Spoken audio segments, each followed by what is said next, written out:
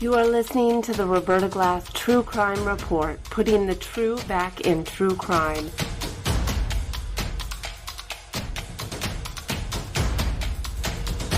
From New York City, Roberta Glass is now on the record.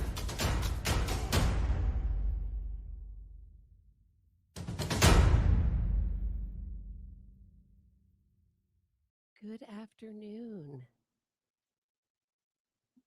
So I had never heard of JF Gariepy before, but my friend on Twitter sent me this story. He is apparently on Odyssey as a content creator, and he talks about creating a white ethno-state. Apparently not too fond of the Jews. And his live-in girlfriend has been missing since June. So let's just take a look at the news story together.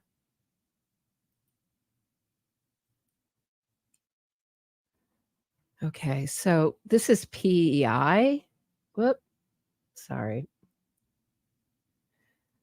So Prince Edward Island. So the headline is, this is from the CBC in Canada. Prince Edward Island police put out a call for info on woman missing since June 17th. Elora Patoine, 30, has ties to both Western PEI and the province of Quebec.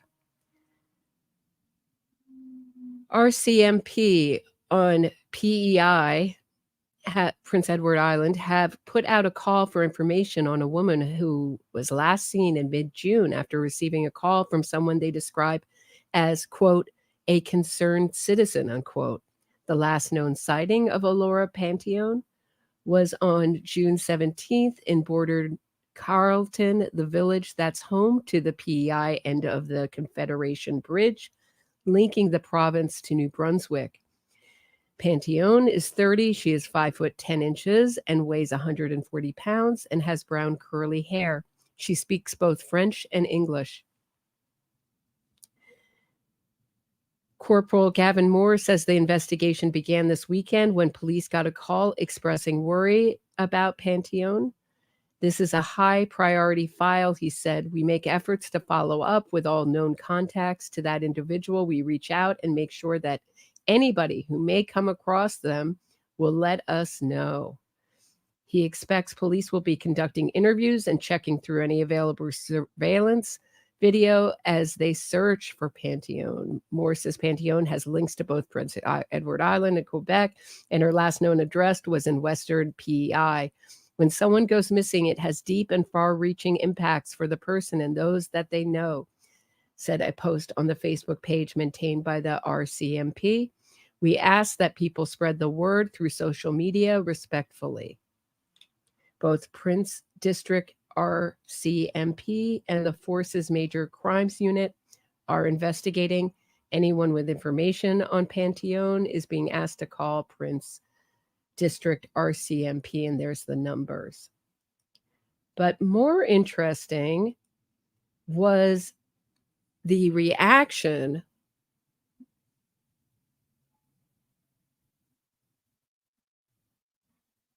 from her live-in boyfriend. And when we get back, we're going to go through that. Stay tuned. If you are enjoying this episode of my True Crime Report, please hit the thumbs up, subscribe to the channel, and share this episode. Get access to exclusive podcasts and other bonus content by becoming a patron today. If you have a question or comment for me, shoot me a super chat and I'll do my best to answer it and read it on air. Thanks so much. Now back to the show.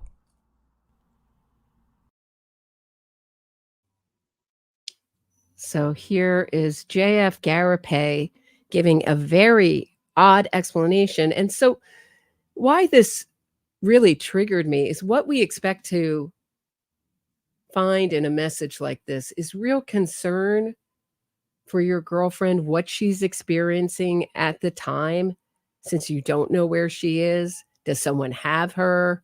Why hasn't she made contact? And real concern for the person and real focus on the person. What we don't expect to find in these kinds of statements is a kind of preoccupation with themselves, a kind of normalization of the situation. And you would expect the boyfriend to want them to investigate to the fullest and never stop investigating, to offer themselves up fully for all questions, to not be concerned, because if they had nothing to do with their girlfriend's disappearance, they're going to make themselves available to investigators and obviously try to find her. This is not what we find here with this statement at all. Spoiler alert. Something personal that I'm forced to talk about at this point. It's I've been wanting to keep it relatively calmer and less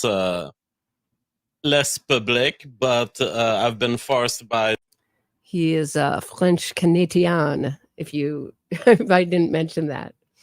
So heavy French accent. By the various events, because people have discovered about it, and so I might as well talk about it instead of letting rumors develop and all of. People have discovered about it. Interesting. So he wouldn't be talking about his missing girlfriend if people hadn't discovered that this was going on, because she was a character. She was made a character. Mama JF. That's how he referred to her, which is interesting. So it's like he sees her as an extension of himself. All of the messy information that can stem from it.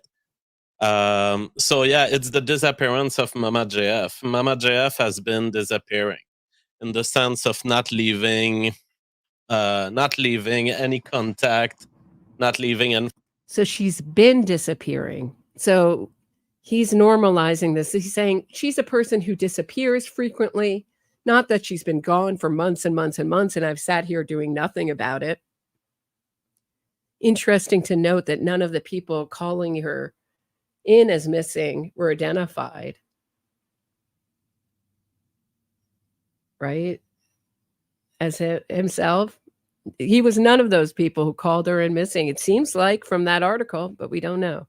Information about where she was. And I titled my episode The Cost of Liberty because I didn't want any of this. I'm just a family guy, and I've always been wanting to provide and secure for people around me. But there is one thing I cannot do in our society. I cannot stop you from doing crazy stuff. I cannot stop you from exposing yourself to risks when you say the words, I want to do it. So he's saying, I can't stop you from doing crazy stuff. Does that mean that he can't stop himself from doing crazy stuff? Or he can't stop his girlfriend? I think that's what he means you to infer from what he's saying, that he can't stop anyone from doing what they want in life. Meaning you can only control your actions, stating the obvious here. But boy, what a weird way to put it, no? When you claim your own liberty, you are on your own, and I cannot do anything to protect you. And so that I don't know if Mama JF is in danger. I don't know where she is. But at this point, I'm forced to talk about it because people are spreading rumors on the internet. Because so it's not that he's so worried about his girlfriend. It's not like this has been a living nightmare for months and months. The real drag of it is that he has to talk about it. And that he has to explain it to you, and he's got to explain it to authorities. That's the real issue here for him. Unreal. So I'll just give you my my perspective on all of this, and people are accusing me of murder on the internet. It's like, you guys don't know. You guys don't know the police. I've been speaking with the feds on an everyday basis. How could we know? And he's smiling there. He's saying, you guys have been accusing me of murder, but you don't know what I've done. Not the right look, dude. Not the right look. You want to say that's where his denial should have been right off. I did not murder my girlfriend. Should have been issue 1 with her name, right? I did not murder Elora. End of story, or whatever you want to call her. Mama GF, whatever you want to call her. For a couple of days now, for maybe, I don't know, maybe a couple of days. For a couple of days, I've been speaking to the police on a regular basis. So it all stems from Mama JF, you guys know, and I've stated it publicly. In June, she left. She didn't want, it's not even clear why she left. And she's done it in the past. You guys have seen it, who have been following the show for years. So he's normalizing it once again. You guys have seen she left before. So this is no different. How often did she leave for 4 or 5 months with never getting in touch with anyone? How often did that happen? So he's minimizing it. She wanted to go away. So that's all we often know with Mama JF. She wants to go away. She had done it once and had come back to us weeks after. And you remember, she came on the show on the day she came back, and she said something along the lines of, well, I thought you didn't want to be with me anymore. And so... and I said to her, no, you left of your own will. But she says yes, and then she says yes, but I thought you wanted me to leave. That is sometimes the state of delusion. I don't know what the situation is, but she has been described as mentally challenged. And I've heard that he has a background of DV. Just a little background for you, but certainly comes off very narcissistic, very self-involved, and certainly ticks all my boxes for worry for women. In female minds, and I can't do anything about this. I have zero control over this. If we were in the society, the Christian society of 1920, maybe I could file some report and say, hey, my wife is a little crazy. She's a little out there. Can I control? Can I own her, basically? And I'm sure that there were... basically, you didn't have to file that paper in 1920s. The good old days, 1920s, when you could own your wife/girlfriend.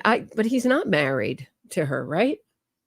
Am I wrong here? My understanding is that they're just boyfriend, girlfriend, live-in. I've also heard that they have a kid together, but I've seen no evidence of that yet. But let me know in the chat if you know more than I do. Because in the 1920s, this was called marriage. But we are not in the 1920s, and we are in 2023, where we have an experiment going on in society. What happens when you let these females do whatever the fuck they want? Well, what happens is that they sometimes make bad decisions. So in June, she left, and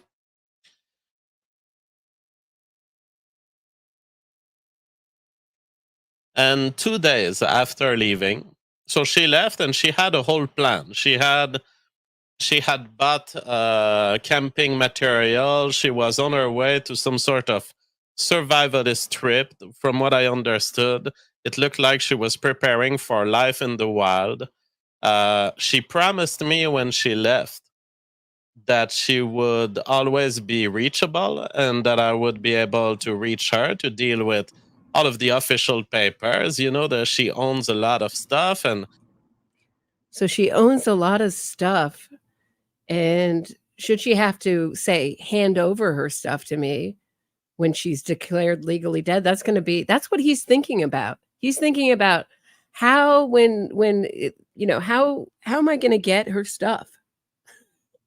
Hardly the concerned boyfriend look. And she made her own bad decisions.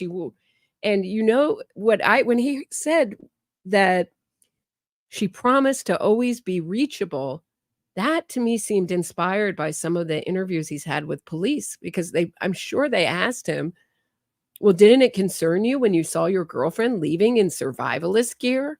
Weren't you worried? And he's like, oh yeah, but and I'm sure he thought of that on the spot, and that's his new mantra. Well, she promised to always be reachable. See, everything, we see already a lot of victim shaming, blaming, subtly demeaning. This is not good. I don't have a lot of hope that she's alive.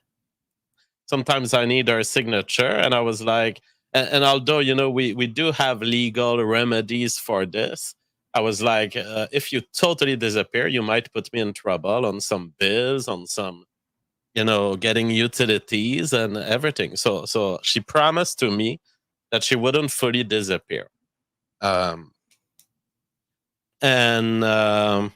She went away. And 2 days later, she talked to me on the phone and sent a message. But by the way, everything I tell you is things I have told to the police. So it's not, there's no secret coming out that you guys are hearing. It might be secret from a public perspective, but it's all things that the feds have been knowing for a couple of days. A couple of days? She's been missing since June. And they're coming to you because other people are worried, not you. Oh. So the last message that she sends me in June, 2 days after leaving, and it had been apparent, I think I may have been in contact for a couple of times during these 2 days. So I was sure that she was progressing through whatever trip she wanted to do. I knew that she was still alive. But 2 days after leaving, she says, I have changed my plans. I will not hold my promise toward you. I will not be reachable. And it's like, okay. She says, I have a new plan. And I'm like, does your new plan involve any sort of attack against me or the family? Because you guys know how important that is to me. She says, you don't have to be worried. My new plan does not involve you. I'm just going to change cell phone. Now, I knew that she had left without any sort of electronic. This all sounds like tailoring the evidence to me, too. It's tailoring a story to the evidence. That's what this sounds like to me. I hope not. I hope she's alive somewhere. But this doesn't sound like anything in planet reality. Women tend not to go on trips alone. I know there's probably going to be 100 people in the audience going, I went on this trip alone. I went on this, but not out into the woods, some survivalist stuff. We're not as strong. We didn't go through Boy Scouts. Most of us don't know how to find our way out of the forest using the sun or the moon or whatever you're supposed to do. Start a fire. Yeah, I don't know about this story. Chronic tracking, you know how the police can track you with your credit card, with your debit card. She had left with nothing but her phone. So when she said that to me through text, I concluded, okay, she's going off grid. She's going full survivalism. And kind of in her fashion. I mean, that's the way Mama JF is. So changing her phone, to me, it meant I'm I'm dropping potentially my own identity behind. I'm potentially disappearing in nature. I'm potentially, I mean, she could be anywhere from. See, guys, she's a very important person. She actually went undercover. She actually made a new identity for herself, unknown to anyone before she went away. That seems totally likely. There. So, and that's what I was explaining to the police. You know, Mama JF, you remember the story she told on her video on YouTube where she talked about crossing the border in Spain and in the enclaves of Spain in North Africa. Mama JF is a fucking extreme, like 007 level of like fugitive mentality. And I was kind of telling that to the police jokingly, half jokingly, but it's like she's a professional fugitive who doesn't commit crimes. So it's like she's gonna be hiding from you as hard as she can, while also not having anything to reproach to herself. But that's just how she is. So I mean, she and so from there, I'm like, I'm gonna drop myself behind. I'm going to disappear. You're not going to be able to reach me. So that is what I've been knowing since June. And of course, you're faced with the big, should I call the police? This is a willing woman, a willing adult woman doing her willing stuff. So I've not called the police. Okay, there you go. Didn't call the police. Doesn't make you look good, dude. Because it was just normal. Yeah, she has free will, but so do you, dude. You have, and if you care about her, you're going to want some kind of reassurance that she's okay. Apparently the police have stuck on this point, as they should. Because in my view, there was no evidence of criminality. There was no evidence of distress. It looked like, to me, someone who has decided to go survivalism. Will I report someone for being survivalist? I mean, this reminds me of the... Yeah, but she's still missing and you haven't heard from her. And of course he says right first what comes to his mind, nothing criminal. How does he know nothing criminal's happened? Even if someone goes out on a survivalist trip, you don't know. The first thing you're not going to be thinking of is something criminal. You're going to be thinking of something to the elements, right? Bears, whatever else, moose, I don't know. Just the elements. People die just from being in the elements. Did anyone read Into the Wild? Anyone? So people who are really determined to survive out there sometimes don't make it. You should have been concerned. Of the Facebook post. You know, as one of your loved ones gone to survivalism, as one of your loved one bought too much camping material, that is literally one of the Facebook posts. But I don't want to be in the society where buying camping material gets you reported to the feds. And I am bound to Mama JF's Terrace because I've loved her and I still love her and I still consider, I consider my... Did you catch that? Okay, in the comments, tell me what was wrong with that statement. Anyone? Anyone paying attention? Nope. He said, I loved her. And then he caught himself and said, I still love her. Shouldn't be talking about her in the past tense. That betrays that he knows she's dead. She's beyond help. He can't help her because he knows she's dead. He corrected himself, but I caught it. Oh, man, this is awful. Myself allied to her forever. Forever, no matter what she does, even if she goes out there getting other boyfriends. I consider myself tied to her forever. So at this point, I'm in front of this information. Well, when you kill someone, you are tied to them forever. Some ways.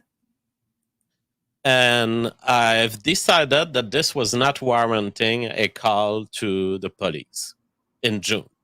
And I've spoken to her family, and they thought similarly, this is Mama JF. She is an out there woman, and it's not the first time she does this. In the absence of any evidence. Okay, so people in the chat are telling me I'm wrong. They have one kid together? Okay. The stuff I've seen with her is she is quite out there, quite wild, thought-wise, talking about shapeshifters and stuff like that. But this is really concerning. If you're not concerned, you're not opening up your ears and listening.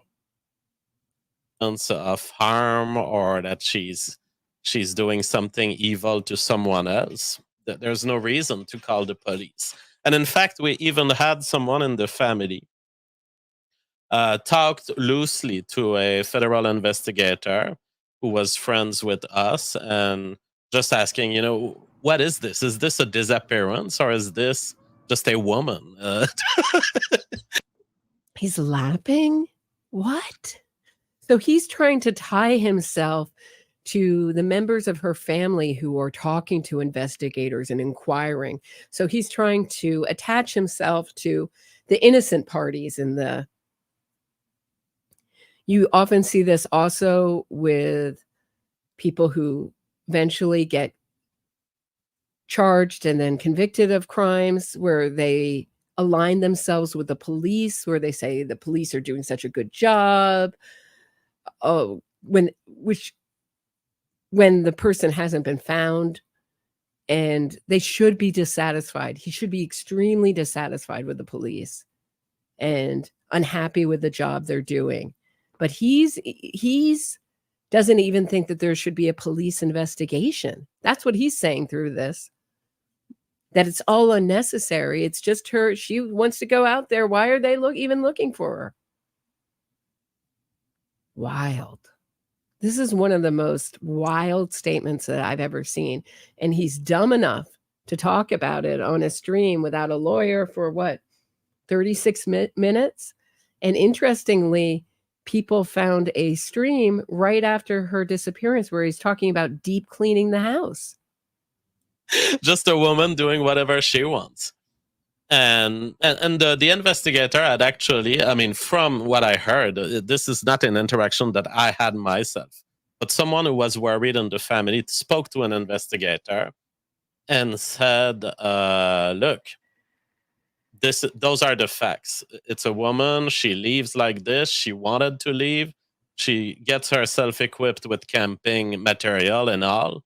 Is this a disappearance? Is this something we should signal? And the investigator had said, well, no, this looks like a consensual trip.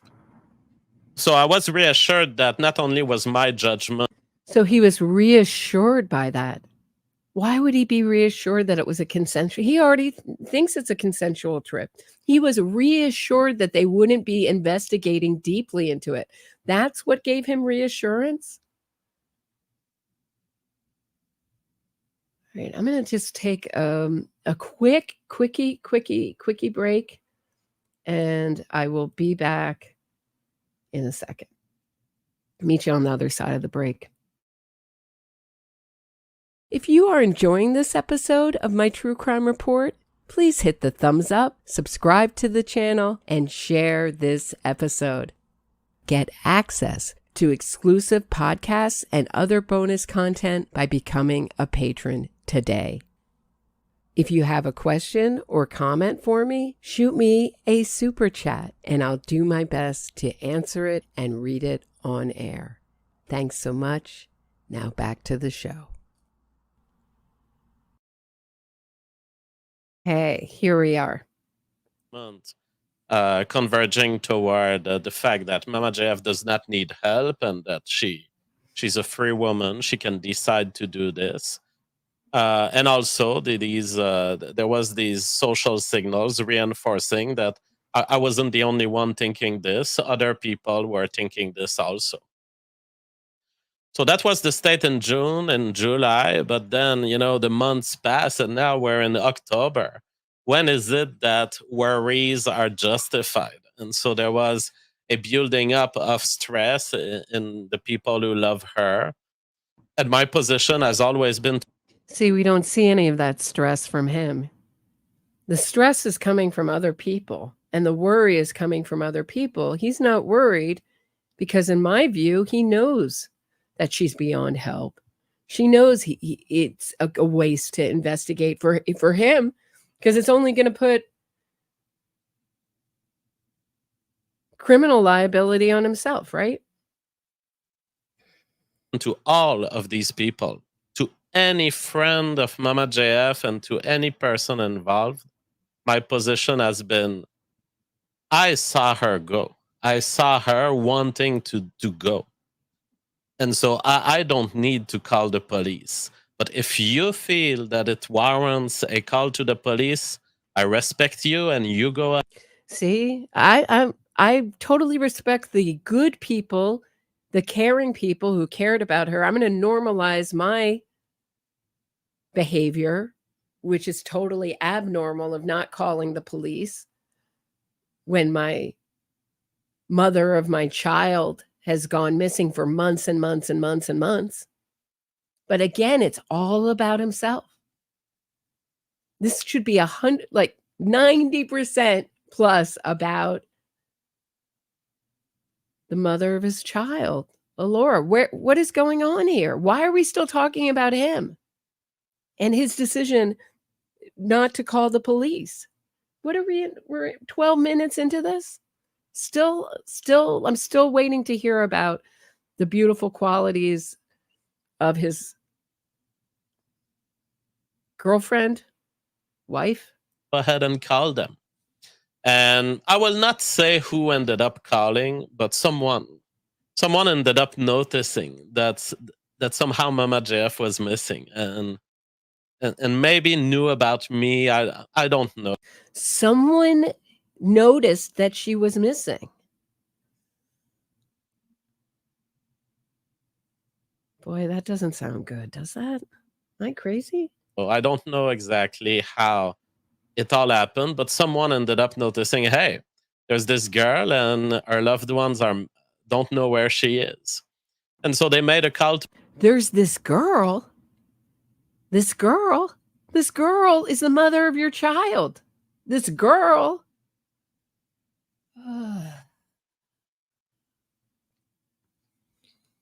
This all just really raises the alarm for me of a highly, highly narcissistic, abusive guy to avoid in life.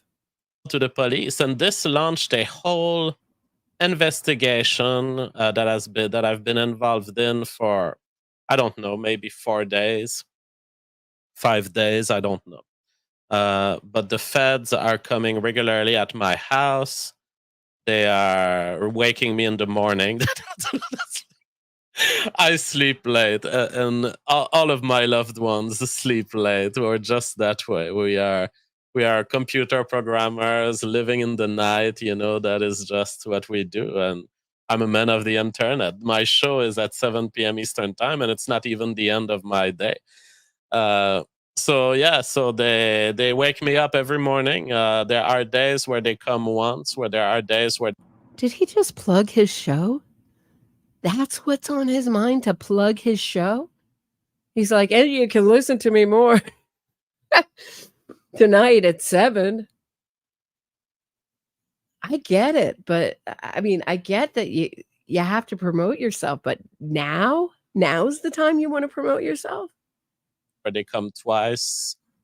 There's always a truck of the feds in front of my house, and there's lots of people making jokes right now on the social media, like, Jeff, where did you hide the body and all. I knew that this was coming to this no matter what, because we live in a society that just can't accept the cost of liberty. The cost of liberty is you're going to have a bunch of females make terrible. See, so now he's going to attach it to one of his pet causes. We see this all the time in innocence fraud.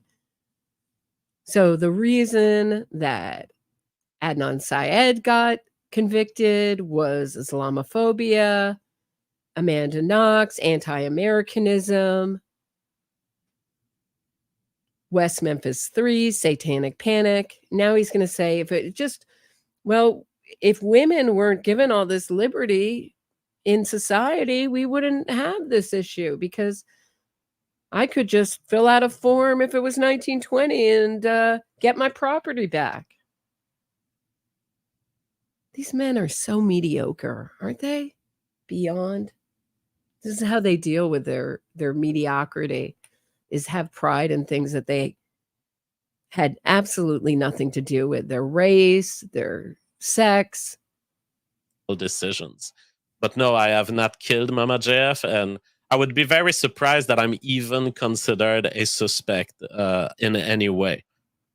Because I have left records, I have left electronic traces of my dropping her alive in front of cameras of a gas station.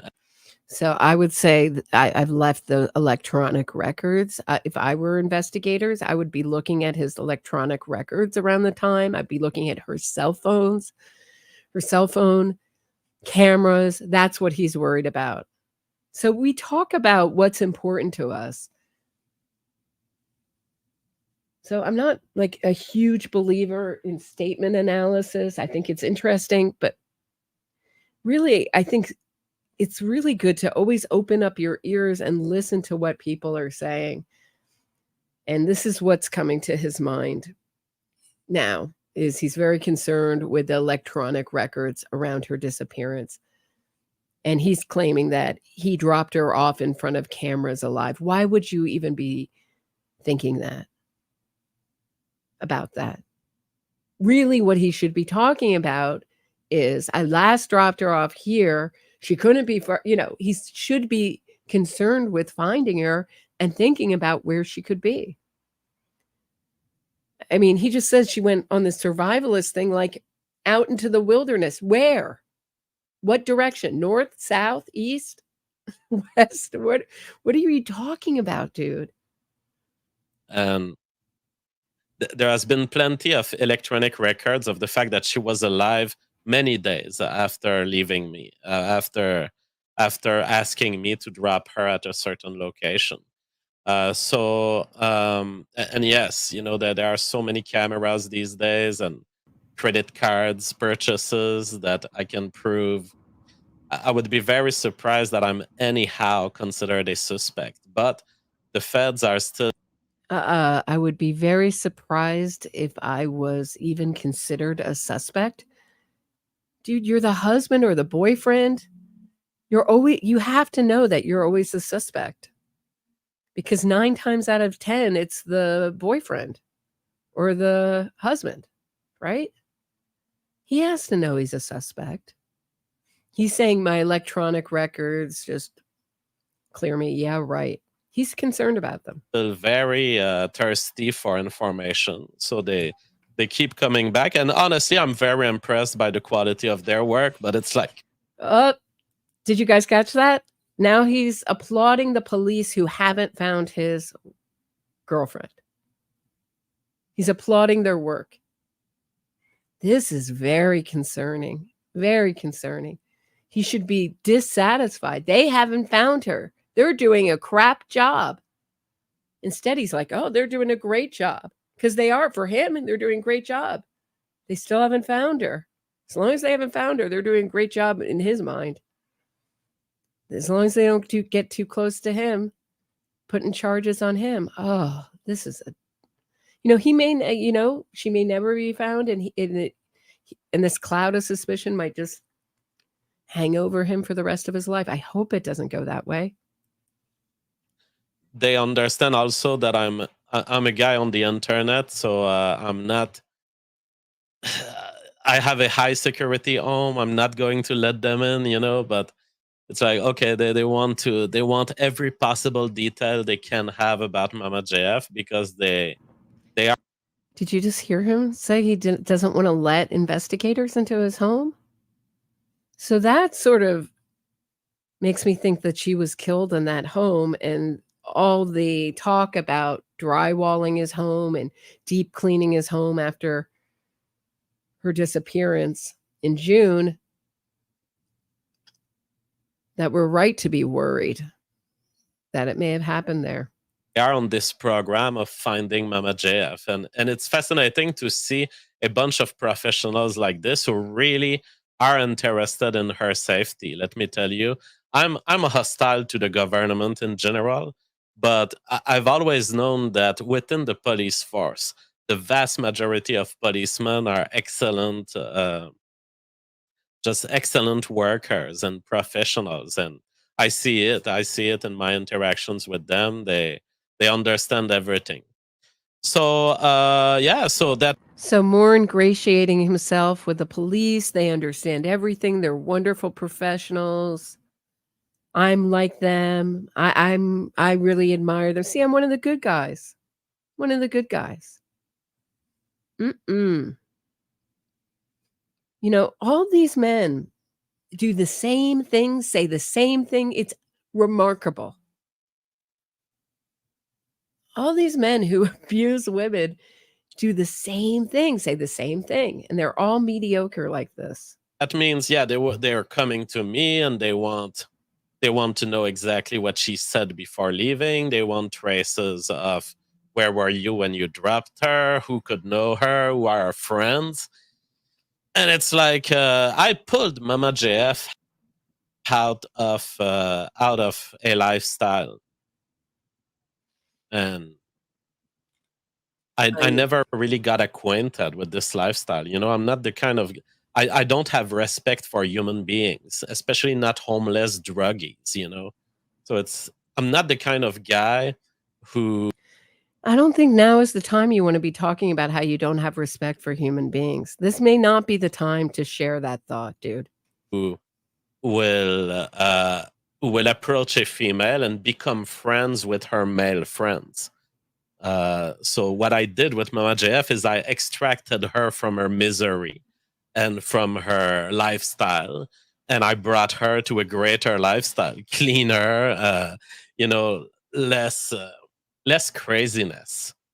So that is what I've done. And so when they ask me, where could she be?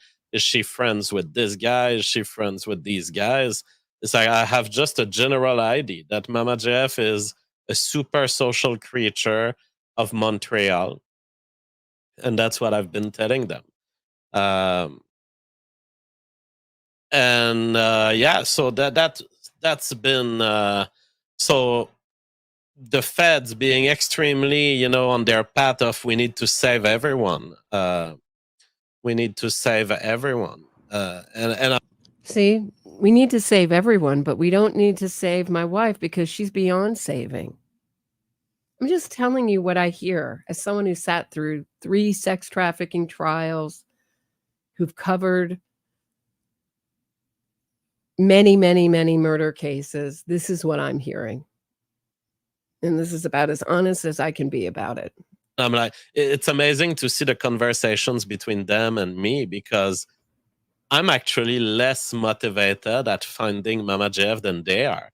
I've never requested any of this. I want to be clear. If Mama JF is out there listening to this, I want to be clear with you, Mama JF.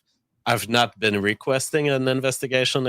Does everybody see the duper's delight, the little smile he gets? If Mama JF is listening to this, because he knows she's not, that's what I'm seeing. Against you. I've not been trying to send the feds after you. I've not been wanting to do this episode even. I'm forced to do this episode because there are forum posts right now that your face is on whatever the feds have published. And so And then people are looking at my tweet today, informing people about this, and they're like, well, look, he calls her Mama JF. He doesn't even call her by her real name. So he's not really interested at them finding her. It's like there's a lot of interest to wade in here. First, by naming Mama JF a way that I've never named her publicly, I would only be misleading people. The fact is, everyone who interacts with me through this platform knows Mama JF as Mama JF. So that's her name for you guys. I'm not going to reveal her real name because honestly, I don't. Too bad the papers already did it for you. He doesn't think that the media in Canada is going to pick this up in Prince Edward Island. The last big murder case they had there was that Black Widow who was basically just killing off husband after husband. That's the last big case that I remember coming from that area of the world. It's a small area. And yes, there have been many famous Canadian cases, but in that area, they don't see a lot of this. Ton of this famous cases with people who are public figures. Sorry, sad that this guy is a public figure, but he is. Don't even know if she wants to be found. And that is something you have to wait when you're in this situation. I am a bearer of the interest of Mama JF. Maybe she doesn't want to be found. Maybe she's on a huge trip, whatever, thinking, going to parties. Maybe she's going to Woodstock in the US. I have no clue. But maybe she doesn't want to be found, and that's part of her liberty that I have to defend. I'm not going to act like these worried families who want to help someone more than they want to be helped. Because one thing I have learned at enormous cost in my life is don't help someone who doesn't want to be helped. And so I'm like, to these feds, I'm like, please understand, you're going to pursue a fugitive who has committed zero crime. She's going to be playing with you, sending you on false traces. She's going to have her hoodie, hiding herself from facial recognition cameras everywhere she enters. See, so if you don't find her, it's just because she knows how to avoid facial recognition cameras. Don't even look for her, guys. I'm telling you, it's going to be a waste of your time. You great investigators, you wonderful people who I just was effusive about with compliments, right? Don't even bother go looking for her.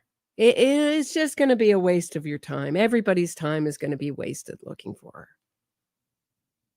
Unreal. She has dropped all of her electronics behind. She's basically 007, but she has no mission, and she's not fleeing you guys for a crime that she did because she's a good person. She's not going to commit a crime. That's the situation. You guys want to have fun finding her to be sure that she's safe, you go ahead. But I know Will when I see it, and her will was to go out there and for whatever period. I didn't know when she left whether it would be a 2-week period like last time or whether it would be a 2-year period. She could be on a container traveling toward Morocco right now, and she could have dealt with the locals at the port. She could have talked to a boat driver and give him some money and get on the boat. Who the fuck knows? I mean, and so that is the situation. And to people who are saying, well, he doesn't make all efforts to find her, he doesn't name her in her tweet, or he doesn't show a photo of her.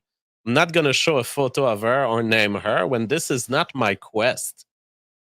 This is not my quest. I had a visual confirmation from Mama JF live in front of me that she wanted to go away. Wait, why isn't this your quest? Why isn't this his quest? This is the mother of his child, and why isn't it his quest? Should be his quest. This is such a bizarre, rambling monologue. This is his best impression of a normal, non-sociopathic, psychopathic dude, and he's failing. As far as I'm concerned, she's still in a trip. She's still out there just tripping, and I'm not going to put... As far as he's concerned. Well, we know you're not concerned, A, and B, how does he know she's still tripping? And this smile, like this duper's delight throughout. Every time he says that she's still out there, he has like this smile on his face. That's what I'm seeing. I really hope she's found and everything's okay, and I'm totally wrong. And he's just a weird guy ringing all the bells. Publish her image because I don't know whether she consents to it. I'm not going to name her name because I don't know if she consents to it. If she wants to call me and say, JF, I want to be found, or JF, I don't want to be found, she could do it, and she can do it. So yeah, what I said in my tweet is, if you guys want to help... How does he know that she's alive, that she can do it? He can't possibly know that. The only way he could know that, whether she can or cannot be found or send a text, is if he has any confirmation. And he's saying, well, the confirmation I had is when she said, I don't want to be found in June. 4 months ago. Sorry. It's not good enough. And he's got to see that his behavior is vastly different than all the other people who care about her. I mean, the police. And you've seen Mama JF somewhere. You've seen her at a gas station. You've seen someone who looks like her.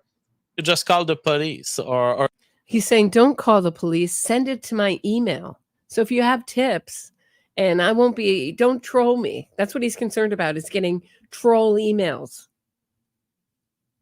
Don't send them to the police who can do something about it. Send them to me, and maybe if I think they're good, I'll send them on to the police. So now he wants to set himself up as the first person who hears the tips, so he can sort through them before the police does. So he's putting himself in the investigator's role. So he's no longer the suspect. He's really one of the investigation team. And you see that so often, like I said before, in people who end up getting charged with these kind of crimes, is that they really flatter the investigators, put themselves as among them, when they should be really dissatisfied and angry at them because she hasn't been found. Should not be happy with the job they're doing. Or check my tweet and you will find a Proton Mail email address. If you don't want to be in contact with the police, just send me an email and I can relay any information that I think is relevant or factual. I'm not going to relay trolling, so you guys can already forget the idea of trolling me. I'm going to relay what seems to be important, but it's probably Mama JF is out there having fun, probably exposing herself to huge risks. You know, the risks of street life and anonymous life. When no one is there to care for you. So if she's found dead, it's just the street life that did it, not me. Very, very concerning. You are at risk because no one knows.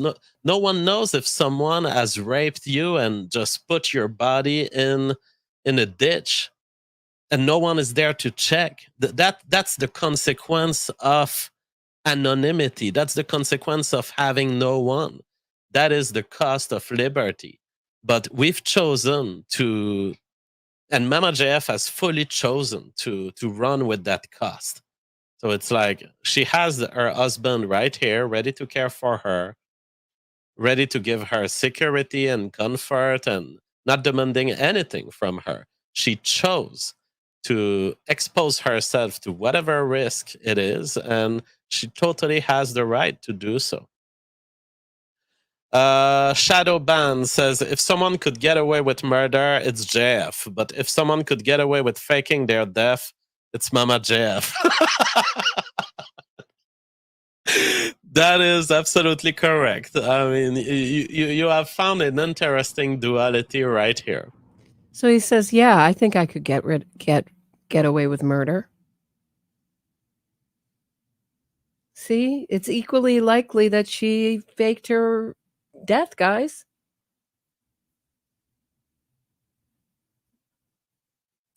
Absolutely. Totally the style of Mama JF to basically fake her death or to just disappear in a way that she can switch identity. I mean, she's... and it's amazing because Mama JF doesn't watch movies like CSI and 007 or... she doesn't watch James Bond and gets excited at it, but her life is a James Bond movie of its own. That is what is so amazing. Holy shit. What a crazy woman who... But you know, out of the crazy women who have been in my life, she has always been morally straight, you know. Yes, all of this disappearance is causing some kind of shake-up and chaotic thing in my life. I mean, I'm getting woken up by the feds every morning. They're knocking at my window, and I'm like, what? But I'd much rather this than evil stuff, than attacks on loved ones. I would much rather the chaotic nature of Mama JF, but with a kind of moral pillar to it. Wait, what? Did anyone understand that logic? That totally went over my head. I have no idea what he's saying there. And anything else, anything more evil. Forex says, often when worried families get the state involved to save or help someone, they make it significantly worse for the person. There is very little help the state can give to a person against their own will. That is very... See, they're making it worse. They're making it worse for looking for her. And he's like, yep, that's totally true. They're just making it worse for me. Forget the feelings and the well-being of the mother of my child. This is really hard on me, guys. Come on. Where's your compassion? Where's your compassion, guys? Things are really hard for him. It's really hard right now. Very wise. And that is what I was telling the policeman, you know, wherever Mama JF is, it was our choice to be there, and it was our choice to run these risks. And she would hate it to hear that all of these people are looking for her. So now there's a whole national campaign to find Mama JF. And I will ask Mama JF and you guys, just to calm all these people, can you please collaborate? Like, go ahead and just if you've seen Mama JF alive, and you can reassure everyone, and you can calm these people, and you can make so the feds don't knock on my door on an everyday basis, that would be very appreciated. As far as I know from... See, he doesn't want the feds to knock on his door. It's not that he wants his mother of his child found. He just, if you guys can say anything, any false tip, anything to get them to stop bothering me, that would be much appreciated. Bad look, dude. Bad look. From this investigation, as far as my interaction with the police, I understand it to be, they are not interested in any form of persecution of me, of Mama JF. They are just interested at establishing that Mama JF is alive. So, Mama JF, if you hear this, yeah, that's what they're telling you now. They're not going to tell you you're a suspect. You know you're a suspect, dude. This is what this is all about, playing it off. And he's flattered. Yeah, I'm the type to get away with murder. I can get away with this. It was months ago. I'm not going to let these guys into my house. Did you hear him say that? Oh, this is really not good. You have a chance there to calm all these people down. Only with a word from you, I'm sure they would be reassured. Silver Spider says, because he knows, right? He knew that she went away before and came back. I know once she was caught on surveillance doing graffiti. So she's not a mastermind at hiding herself or he acts like she's like some criminal mastermind that could fake her own death. Yes, she is, from what I've heard, mentally challenged, which makes it even harder to believe that she could fake her own death or disappearance. How is she living? He wants us to think that she's some incredible outdoors woman, that she's like somewhere in Canada, like living with the bears. I don't know. It's wild. So that when she turns up dead, it'll be like, oh, that's life on the street, or that's life among the bears. Too bad. Stupid women and their stupid decisions. Jeff is such a loyal guy. I really hope he finds a loyal wife. We should pool all of our super chats together and order him one from Japan. Well, talking about wives from Japan, I mean, yes, Martin Shkreli. Oh my God. He scored. He scored the ultimate jaw-having Asian. I have never seen this, ladies and gentlemen. The sexy body of the neotenic Asian combined with... All right. I think we've done it with this guy. I mean, I don't know. If this does not pique your own curiosity as to what's happened with his girlfriend, I don't know what will. I mean, that is concerning. And I think people who are familiar with these kind of true crime stories, who've seen women go missing and their husbands and their boyfriends giving really sus interviews like this or sus monologues, I would add this to the mix. This is a time where I hope I am wrong. I would love to come back and say, boy, did I read this one wrong. This guy is just on the spectrum, something a little different, doesn't know how to act.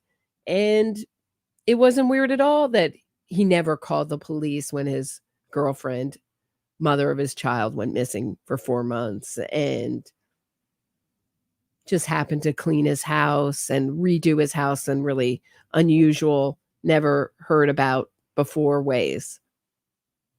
I'm going to take a quick break. When I get back, I'm just going to talk briefly about this morning's hearing with Hae Lee, killer Adnan Syed. When we get back from the break, very brief summation of my feelings. Stay tuned.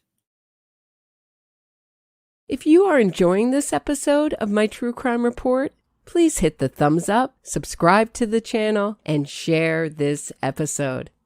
Get access to exclusive podcasts and other bonus content by becoming a patron today. If you have a question or comment for me, shoot me a super chat and I'll do my best to answer it and read it on air. Thanks so much. Now back to the show. So this morning, I was very interested in Adnan Syed's hearing. I thought it's really hard to tell which way it's going to go. They're asked probing and tough questions on both sides. So both Erica Sutter, who is the Innocence Project Clinic lawyer who represents Adnan Syed, so meaning she leads a class of college students to investigate basically what I'd call solving solved crimes.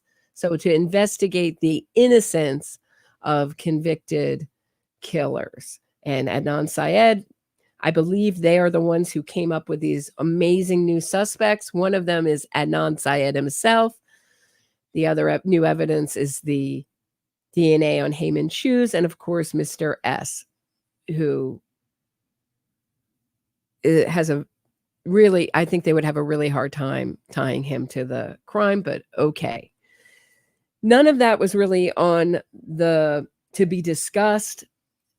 Really, sadly, the fraud upon the court was not really discussed, but I was very interested in hearing Mr. Rubin representing the Lee family saying, look, this is unprecedented.